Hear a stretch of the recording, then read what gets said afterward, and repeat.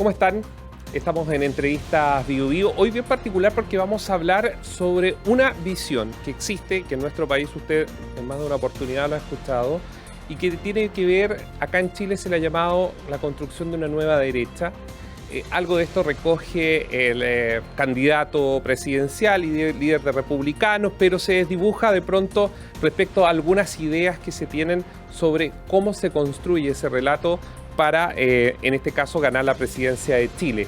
Pero es mucho más que ganar una presidencia y es lo que vamos a conversar hoy con el autor de varios libros, algunos de ellos muy reconocidos en nuestro país, se los voy a decir de inmediato antes de presentar al autor.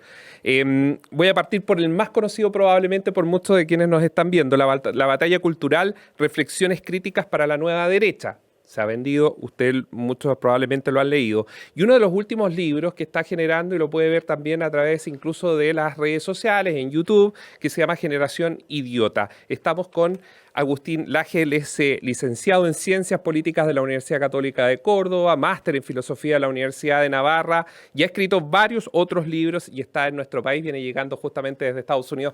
¿Cómo está, Agustín? Gracias por visitarnos en los estudios de Bio Bio. ¿Qué tal, Néstor? No, gracias a ustedes por la invitación. ¿Cuál es tu mirada? Antes de que entremos a los libros muy interesante, ¿cuál es tu mirada de Chile? Tú vienes de afuera, no estás metido en el bosque, por ende tienes una visión probablemente de los grandes titulares o las bajadas que puedes haber leído. ¿Cuál es tu visión de Chile? ¿Cuántos minutos tengo para responder esto? Lo más breve. Lo más breve. Bueno, Chile ha sido uno de los países que constituía para muchos países de la región un ejemplo. Era uno de los pocos países que nunca cayó dentro del socialismo del siglo XXI, junto con Perú, con Colombia y alguno que otro más. Se hablaba incluso del milagro chileno y las derechas en general miraban a Chile como un gran ejemplo, y eso dejó de ser así a partir del año 2019. ¿Te refieres al 18 de octubre? Exactamente. Ahí hay un punto de inflexión. El gobierno piñerista, a mi juicio, terminó ese día. Y bueno, ya lo demás es historia. Hoy vemos a un presidente muy joven, de izquierdas, que se ha moderado un poco, parece que la realidad política lo ha moderado un poco, y que sin embargo, si lo vemos en los rankings de los presidentes de toda la región, está entre los peores conceptuados. Es decir, por la opinión pública, está entre las imágenes más bajas de toda la región. Yo entiendo que aquí en Chile quizás los números que él mide no son tan bajos, pero si lo vemos ya desde un poquito más arriba, comparándolo con otros países, vamos a percatarnos de que no es uno de los líderes políticos más importantes ni queridos de América Latina. Y respecto a lo que ocurre con las corrientes, porque fíjate, Agustín, que en Chile... y hay una suerte de impresión, y uno la tiene cuando reportea, que termina siendo la derecha chilena particularmente media representante al final del discurso empresarial. Sí. Y no de... Porque yo cuando... Bueno, te leo, he visto también parte de tus columnas que has subido en YouTube, entrevistas, y tú tienes una reflexión que uno podrá, y muchos de los que nos están viendo, estar de acuerdo o no contigo, pero tú tienes una reflexión que va de principio a fin, abordas el feminismo, abordas un montón de conceptos que están, incluyes dentro de eso el discurso de la Agenda 2030 de la ONU, pero tienes una visión que yo no la veo, digamos, que esto es igual bancos, plata e inversión. Ok, ¿Me explico? Mira, a ver, la derecha chilena se ha movido hasta hace muy poquito tiempo con una lógica propia de la Guerra Fría. Es decir, ha sido una derecha muy quedada en el tiempo. ¿Qué se discutió en la Guerra Fría? Fundamentalmente o economía de mercado o economía estatalmente planificada. El resto, que si más autoritario, si más democrático, en realidad eso era maquillaje ideológico. El punto real de la discusión de la Guerra Fría era o mercado o Estado. Bien.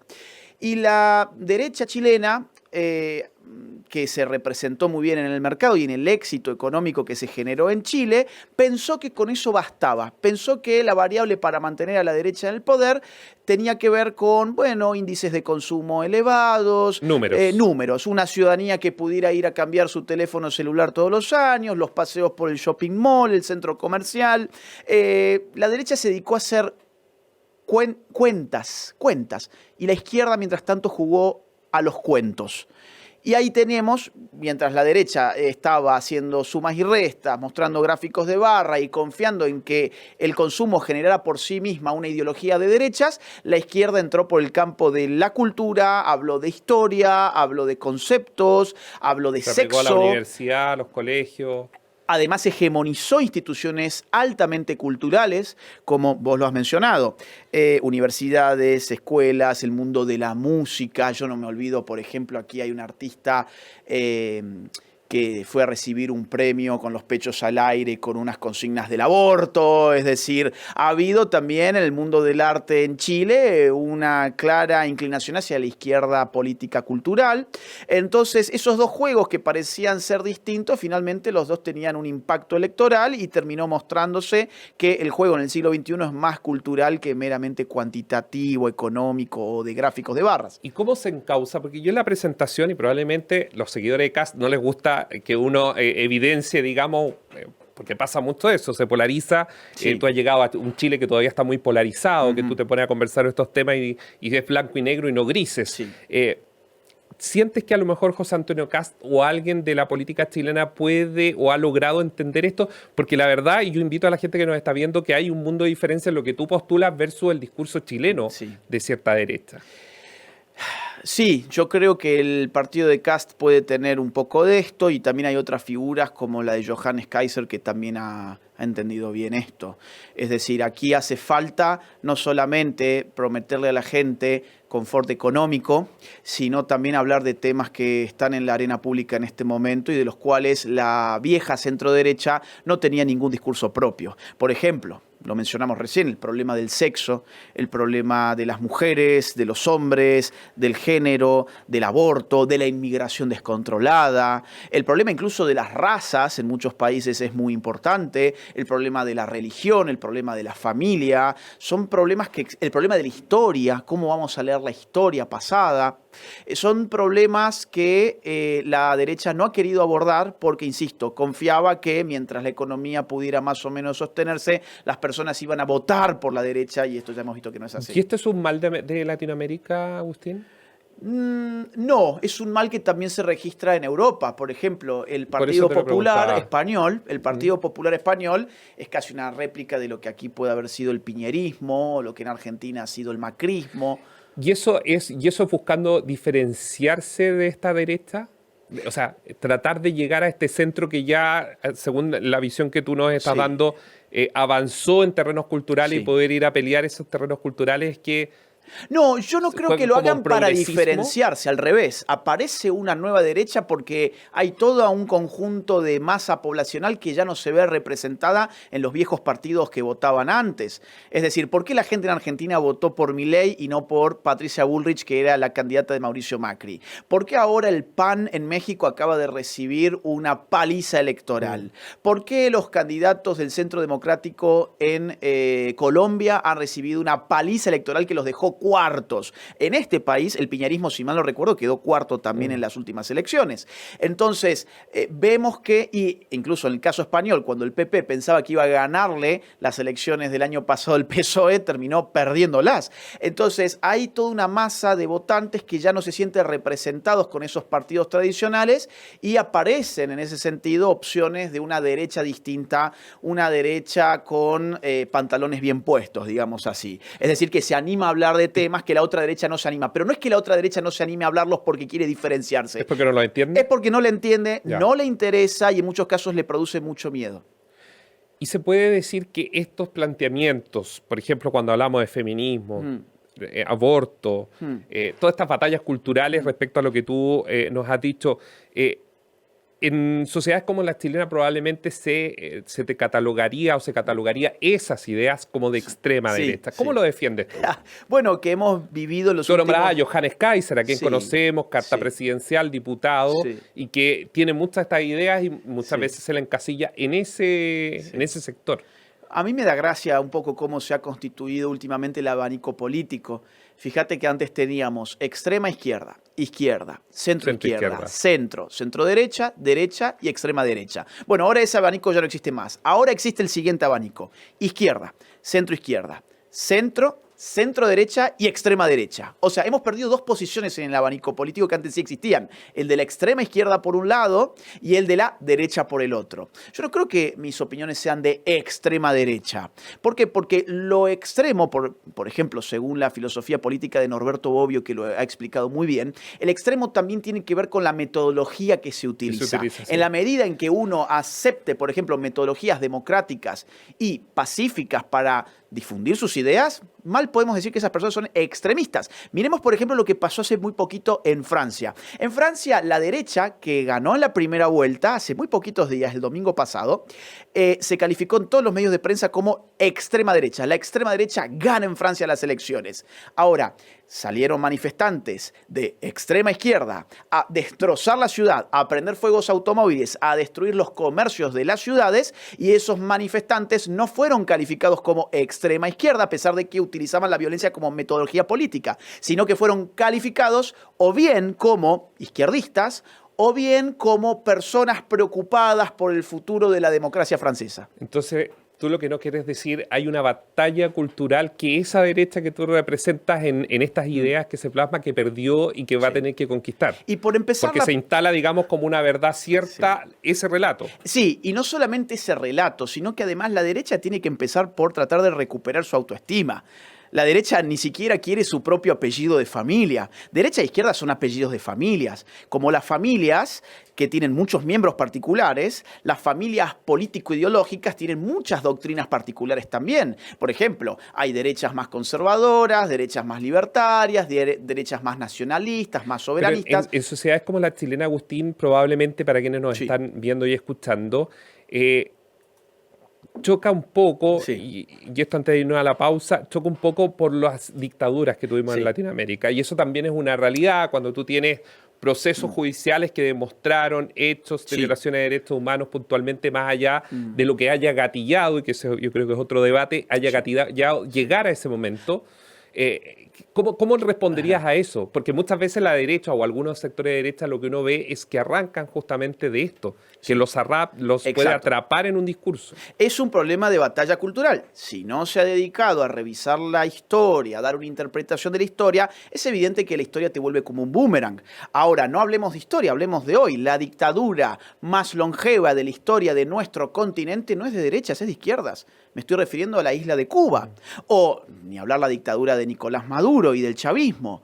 Entonces, y si queremos hablar de historia pasada, de la historia, digamos, valga la redundancia, bueno, también tenemos que ver los extremismos criminales de las izquierdas que asesinaron también personas, secuestraron también personas, pusieron sus bombas, pero claro, la izquierda ha mantenido su apellido de familia en lo alto. ¿Por qué? Porque ha tratado de destacar sus supuestas virtudes que consistirían en sus amorosas finalidades, redistribuir la riqueza, la justicia social, que es el bien común, el bien común, mientras la derecha se quedó atrapada en una praxis política meramente económica que pensó que nada de esto le iba a afectar. Y hoy tenés una realidad muy curiosa, que es que las personas de derechas dicen, no existen más las derechas y las izquierdas. Y las personas de izquierdas dicen, no, yo soy de izquierdas, ¿cuál es el problema?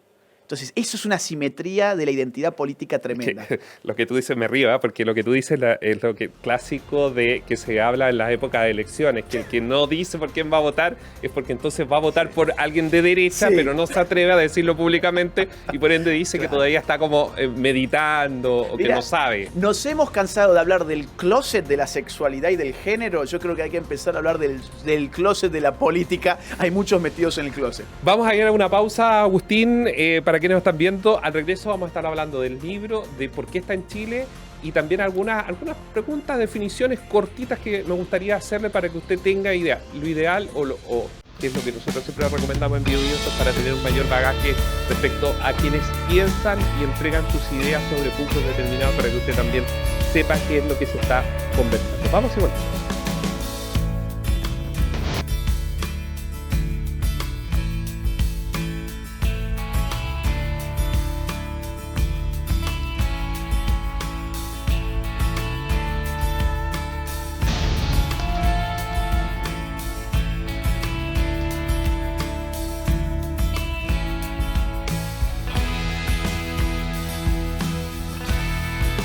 Usted usted también puede encontrar el último libro, Generación Idiota. Yo le voy a recomendar La Batalla Cultural, una reflexión crítica para la nueva derecha, también usted la puede leer. Miguel Enrique, revolucionario, de izquierda, decía siempre hay que leer e informarse quién piensa el adversario. Yo creo que eso es siempre, y esto corre para cualquier lógica política, saber qué es lo que se piensa. Muchas veces, Agustín, nos quedamos atrapados en lo que nosotros creemos, y esta sociedad que le va dando lo que uno quiere no logra ampliar la visión o poder entender qué es lo que realmente quiere o tiene como idea el que está al frente. Lo pongo también como una reflexión de entrada a este segundo bloque. No, y adhiero al 100%. Si uno revisa la bibliografía de mis libros, el 80% son libros de izquierdas. A mí me encanta leer a la izquierda. Tienen plumas fenomenales, ideas muy interesantes, autores emblemáticos. Mi tesis en filosofía, por ejemplo, es Foucault. O sea, digamos, Sí. una izquierda pesada. Mi doctorado en filosofía, que estoy haciendo en este momento, es sobre la Revolución Francesa y los autores revolucionarios sobre todo. Entonces, para mí es muy importante lo que has dicho. Hay que leer porque además, leyendo, se configura de otra manera la cognición humana. Yo entiendo que TikTok es mucho más nuevo que la máquina de Gutenberg, pero la máquina de Gutenberg es mucho mejor para aprender a Para pensar. aprender a pensar. Agustín, respecto a estas definiciones, primero, ¿por qué vienes a Chile? Bueno, hace algún tiempo ya que no estaba por Chile y los amigos de aquí me han invitado a Expo Family, que es un festival de la familia con muchos expositores de muchos lugares. Viene gente de España, Esto es de este Perú. sábado. Es exactamente este sábado. De hecho, los que quieran venir pueden encontrar sus entradas en chemalibrería.cl. También pueden obtener más información en expofamily.cl. Están todos invitados. Van a hacer varias ponencias. Ya, y ahí tú vas a exponer respecto a estos libros, o por último, el último libro que tienes que apunta directamente a la juventud o al momento que estamos viviendo en la juventud, entre comillas. Mira, como es un congreso sobre asuntos de la familia, yo voy a dar una conferencia titulada El asedio a la familia. Yo sigo la línea de un sociólogo norteamericano que en los años 80 escribió un libro sobre la familia que se llama Christopher Lasch. Un izquierdista además, pero que él miraba con muy malos ojos cómo la política estaba atacando la institución familiar. Entonces lo que yo voy a hacer es describir 6 formas en concreto con las cuales hoy la política está atacando a la familia. Podemos ver una muy rápidamente en este país, en este momento, curiosamente con lo que llaman ley de violencia de género, que se va a discutir, entiendo que en estos días. Eso que, digamos, tiene que ver con la realidad chilena inmediata, uno lo puede interpretar como no como una defensa de la mujer, sino incluso con intenciones de atacar a la institución familiar. Agustín, ¿y qué te llevó a tomar ciertos planteamientos y definiciones respecto a ciertos temas? Uno de ellos, vamos a poner como una especie de paraguas la Agenda 2030 de la ONU, pero tú has tomado definiciones, muchas, que probablemente para quienes te están recién conociendo, cuando te lean o te escuchen, tú vas a entender que hay, o van a entender ellos que hay políticos que han tomado, han adoptado tu discurso. ¿Qué te llevó a esa reflexión puntualmente? El momento crítico que siempre ha vivido Argentina, porque prácticamente tú has vivido en una Argentina en crisis. Bueno, lo que me llevó fue estudiar en instituciones de izquierdas. Tiene que ver con lo que estamos hablando ahora. Yo pude ver desde dentro de una universidad cuya facultad de ciencia política estaba totalmente tirada hacia la izquierda, cómo la agenda de la izquierda estaba mutando, cómo estaban absorbiendo temas de sexo, de género. Que es la Universidad de Córdoba. Exactamente. Digamos así, empecé a ver cómo la derecha se estaba quedando desfasada, lo que se estaba discutiendo en la universidad no tenía nada que ver con lo que los políticos de la centro derecha estaban queriendo poner sobre la agenda pública, y me daba cuenta que acá en algún momento eso iba a estallar. Entonces empecé a escribir sobre esos temas culturales, obviamente desde una mirada que es la mía y que no tengo ningún problema de asumirla. Es más, creo que es propio de alguien honesto intelectualmente decir desde dónde escribe. Yo escribo como una persona de derechas, asumida sin ningún tipo de complejos. Definiciones sobre el feminismo y la agenda que ha habido en general. Bueno, yo creo que es un gran daño que le han hecho a la mujer. ¿Por qué? Porque todos estamos de acuerdo y todos Pero queremos... ¿no crees que ha cambiado en algo, que se ha ganado un espacio, entre comillas, más de respeto? No, ¿No? no, yo creo que, a ver, no es que creo, es decir, tengo estadísticas en la mano para dar, de Argentina, por ejemplo. Si uno revisa los índices de violencia contra la mujer y de asesinatos de mujeres que llaman femicidios, o feminicidios según desde dónde surge el término, vas a ver que en tan solo 10 años lo duplicaron. Todos estamos de acuerdo y todos queremos reducir la violencia contra la mujer. El problema no es el fin, es el medio. Yo no creo que el feminismo haya constituido una ideología para pacificar la relación entre los sexos. Al contrario, creo que la ha exacerbado. Voy a poner, así como puse el ejemplo de Argentina, pongamos uno de aquí de Chile. De Chile surgió el llamado himno feminista. Ese que decía el violador eres tú. Las y tesis, que, sí. exactamente. Y que además tenía toda una coreografía que se expandió por todas partes. ¿En qué consistía la parte simbólica de este acting público? Eran mujeres con los ojos vendados, habitualmente con pañuelos verdes del aborto, que señalaban en abstracto el violador eres tú. Y la canción decía, el juez, aquel, bueno, en fin, todo el mundo era un violador. Esto, que no ha tenido ninguna repercusión positiva para reducir las violaciones en ningún país donde la marchita feminista del violador eres tú se cantó, sin embargo, introdujo ciertamente en muchas mujeres muy jóvenes una visión totalmente conflictual respecto de sus potenciales relaciones con el sexo opuesto. Y esto también introdujo una serie de autodefiniciones totalmente sesgadas para los chicos, para los más chicos, donde la cultura le empezó a presentar su sexualidad como una cosa maldita. Esto que lo vemos en una canción en España, donde yo vivo parte del año, por ejemplo, llegó a las universidades en la forma de cátedras, por ejemplo, en la Universidad de Santander hace algunos años, poquito, donde una psiquiatra afirmaba que todos los hombres somos violadores en potencia. Discúlpeme, las estadísticas de nuestras sociedades no dicen eso ni por cerca. Es más, lo que dicen las estadísticas son que el 99,99% de los hombres de nuestras sociedades no ha violado nunca a nadie y ni siquiera va a violar a nadie, pero nos han hecho asumir culpas que no eran nuestras por lo que teníamos entre las piernas y con ello no han generado para la mujer un lugar más seguro. Vamos a poner otro caso muy notable, México. En México, donde el feminismo ha sido cada vez no solamente más fuerte, más financiado, sino también más violento, la violencia contra la mujer a su vez también ha subido. Incluso allí donde se instalaron ministerios feministas, como en mi país, nada bueno podemos encontrar de la situación de la mujer si la comparamos con la situación antes de haber creado ese ministerio, ni en términos económicos, ni de seguridad, ni de violencia, ni de agresiones sexuales. Entonces el feminismo ha sido, digamos así, un fanatismo ideológico que ha introducido un conflicto entre los sexos que no ha generado nada bueno ni para la mujer ni para el hombre. Esta semana nosotros en la unidad de investigación de la radio estábamos levantando información justamente respecto a las violaciones y digamos, en cuanto a números, efectivamente, por ejemplo, el 23-24 en Chile ha sido, yo creo que es una epidemia que se está pegando muy fuerte en nuestro país respecto al aumento. Yo no sé si es que hay mayores condiciones para denunciar o qué, pero ha habido un aumento en cuanto a las violaciones. Lo dejo, digamos, como dato de la causa. Ahora, sí. ¿No crees que el discurso en sí, voy a marcar lo que se hizo muchísimo de esto, más allá de lo que es en materia de seguridad o tiene que ver con las violaciones, etcétera, ha sido que se pueda avanzar en darle más espacio a las mujeres? Por ejemplo, en el nivel de empresas, directorio, etcétera, etcétera, donde sí se ha mostrado mejores números. Tanto este país como el mío ha tenido grandes dirigentes políticas que han llegado al puesto máximo de nuestras naciones sin necesidades de cuotas de género ni de feminismos. Y a pesar de que no me gustan ninguna de las dos a las que me estoy refiriendo.